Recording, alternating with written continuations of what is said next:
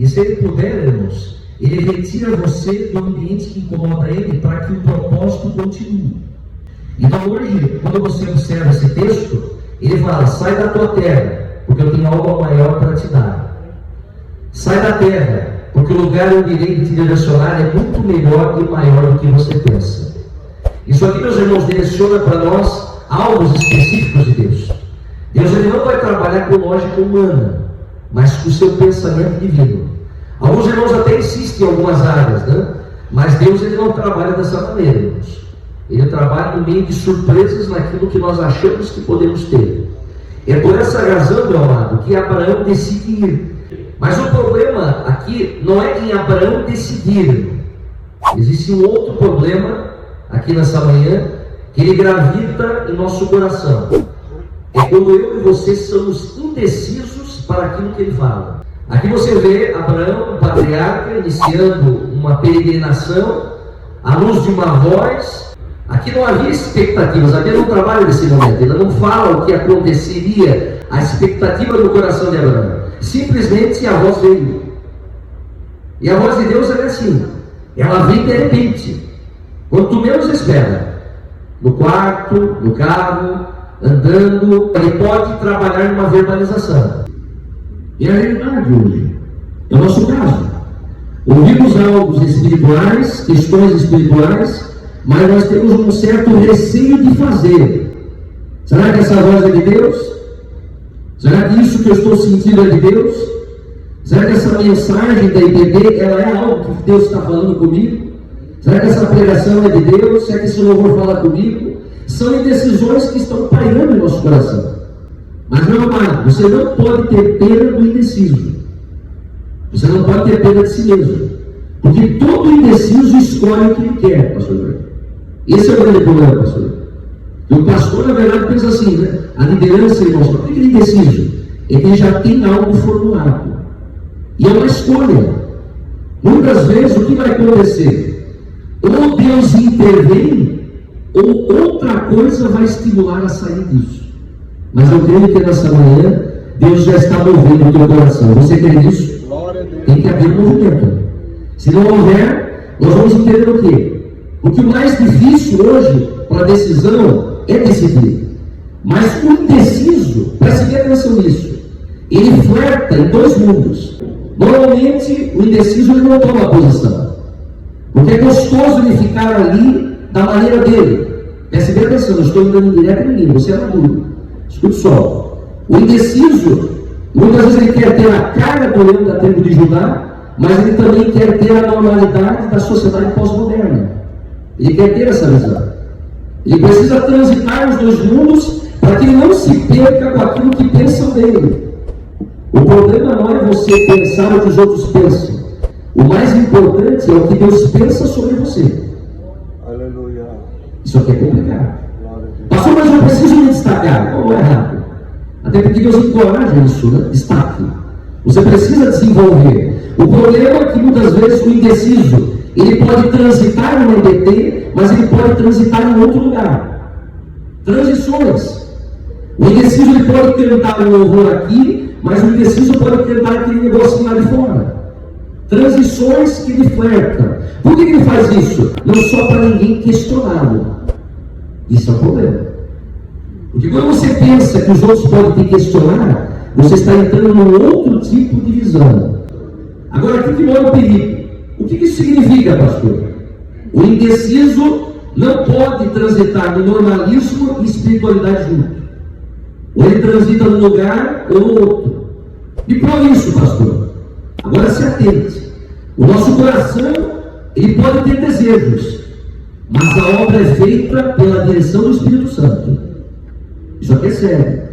O nosso coração pode ter vontade, mas a obra continua sendo feita pela voz de comando do Espírito Santo de Deus. Quantos de nós estão sendo guiados aqui pela essa voz? Se não é uma outra voz que tu pensa que ela é, né? Aí é problemático. A condução da igreja, o Espírito Santo, até ele traz algo para nós. E eu tenho uma boa notícia para você. Chegou até aqui, não dá mais para voltar. Vou repetir. Chegou até aqui, não dá mais para voltar. Meu Deus, pastor. Agora guarde isso com o teu coração nessa IBD. Isso aqui é coisa séria, pastor Paulo. Escute, grave, vou falar devagar para você notar. Decisões podem nos levar a grandes lugares. Vou dizer, decisões podem nos levar a grandes lugares. Abraão decidiu e foi levado para um grande lugar. Mas o que seria grande lugar, pastor? Lugares grandes, literalmente, não. Lugares que Deus quer que você vá. Esse é o porém. Porque você pode estar num lugar grande, sair de Joinville para os Estados Unidos, achando que vai vender, mas não é uma direção de Deus. Talvez você encontre morte e perca a salvação. Escuta só. É a mesma coisa a questão da família de Ruth. Quem lembra disso? Lembra dela bem alta? Ruth. É a mesma coisa. Estavam lá rendendo o pastor Edson. Houve uma crise na cidade e o que eles fizeram? Mudaram de lugar. Decisões levaram eles à morte. Perdeu quase tudo. Foi dizimada toda a família. Volto a dizer. Decisões podem nos levar a grandes lugares. Então, praticamente, se você analisar a origem dele, é tremenda. Alguns não sabem disso, mas o Pentateuco é clássico. Não era só ter o seu pai idólatra, ele também era. Agora imagine, pastor Paulo, um indivíduo idólatra e Deus levanta ele como o pai de multidões e o pai da fé. O que isso significa, pastor? A tua origem de criação não vai definir o teu futuro. Aí cai aquele problema, né, quase que infernal em nossa igreja, né, pastor Lino? Maldição hereditária, que não existe. Você tem que entender que no hebraísmo e nem no grego não existe hereditária, maldição hereditária. Existe maldição só, essa expressão. Maldição e bênção, que Tiago menciona. Mas hereditária não. Vai cair sempre na ideia da escolha. Não adianta você querer achar atalhos para tentar encontrar um pé demoníaco na tua família. Se você se converteu, Deus fez uma maldição na cruz do madeiro. Acabou. Você está liberto em nome de Jesus. Eu vou dizer, Deus te levou para casa e vai alcançar todos pela sua graça. Acabou. No entanto, Deus chama ele de Abraão, pai das multidões. Note o contraste. Ele ainda não tinha o filho da promessa, mas já era pai de multidões. Talvez você não veja o mistério que acontece contigo, né? Deus já falou, mas só não chegou o dia ainda. Mas se ele já falou, fique tranquilo, o dia vai chegar. Eu vou dizer, não tenha inveja de ninguém. Deus vai trazer o momento certo na hora certa. Alguém levantou a mão aqui. Deus está cuidando da tua história. Tem direção aqui nessa manhã. É entender, mas Deus fala. Se liga bem. Antes de Deus mudar circunstâncias, Ele muda a identidade. Agora isso aqui vai doer, mas semana que vem passa. Diga glória a Deus. Você já conhece minha frase. Está vendo? Né? Deus trabalha dentro para fora. Então perceba. Deus não pode usar alguém sem antes provocar nesse indivíduo feridas profundas. Escute. Primeiro, vem a rejeição, para depois tu ser aceito. Pega esse mistério, como nós falamos. Isso aqui é forte. Por isso, se preocupe quando alguém vem sendo tratado com um tom de ló. Porque às vezes pode ser algum conchavo. Forte, né? Isso é uma ideia séria. Porque a chamada verdadeira, ela é logo marcada com tom de ló, é marcada por feridas profundas. Paulo dizia: sinto dores de parto até Cristo seja formado em vós. Se tu não sente uma ferida, algo profundo em ti, está faltando algo. Mas o Espírito Santo vai te dar experiência. Aprenda. Porque rejeição, agora é para alguém, eu não sei de nada. Até porque nós ministramos muito, você sabe disso, por isso a minha ausência. O pastor sabe disso, né, pastores? É muito corrido para mim. Já estou quase há 35 dias ministrando, é bem difícil. Se você desejar orar por nós, eu agradeço. Aprenda, porque rejeição é a confirmação de que lá na frente vai ter aceitação. Abraão era idólatra lá atrás, mas lá na frente foi aceito. Agora tu está rejeitado. Escute.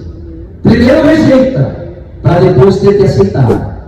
Primeiro fala mal, para depois falar bem. Primeiro taca preta, para depois quererem te abraçar. Deus está falando com pessoas, né? Mas escute, nem sempre quem tem carisma tem caráter. Isso aqui é muito sério, isso é um lado bem profundo do texto. Nós estamos falando sobre nome, não fala sobre comportamento. Nós não podemos de forma alguma, e nós fazemos isso. São centenários. Como é que nós analisamos alguém? Pulando e profetizando. Se ama no fogo. Não estou sendo censurando ou te deixando de lado, eu também gosto disso. Mas nós analisamos só por isso. Línguas estranhas, mas ele tem dons, né? Essa é a visão. A aparência do fogo nem sempre pode ter caráter. Viu que ninguém deu agora? Isso aqui é sério. A coisa é muito forte.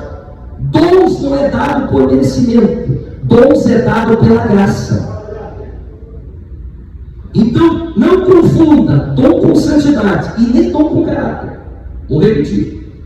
Não confunda dom com santidade. Santidade no original, alguém já me ouviu falando aqui na série. Santidade no grego é dominar impulsos carnais. Isso aqui é muito sério. Então escute. Porque caráter não está ligado a dom. E caráter está ligado ao quê, pastor? Agora note aí no teu bloco de notas. Caráter está ligado ao fruto e ao relacionamento íntimo com Deus. Agora escute. Eu estava no seminário, pastor, eles estavam me acompanhando de oratória, e eu disse uma coisa que eu vou entrar aqui nesse ponto. Escute, com atenção, seja maduro. Pregar e ensinar não é garantia de intimidade com Deus. Forte, né? Isso é muito forte. E o problema é o segundo é que nós temos isso. Se escondemos daquilo que Deus deu como dom. Lembra daquele texto que Deus fala no sermão? Falar em meu nome, o que ele disse? Apartai-vos, ali era dom. Não era caráter. Esse é um grande problema. Escute, aprenda. Antes de Deus mudar a circunstância, Ele muda a sua identidade e quem você é. Eu acredito que nessa manhã há pessoas mudadas aqui nessa vida. Eu vou dizer, Deus está mudando você, mas acredite, Deus está preparando algo para você conseguir lidar com isso.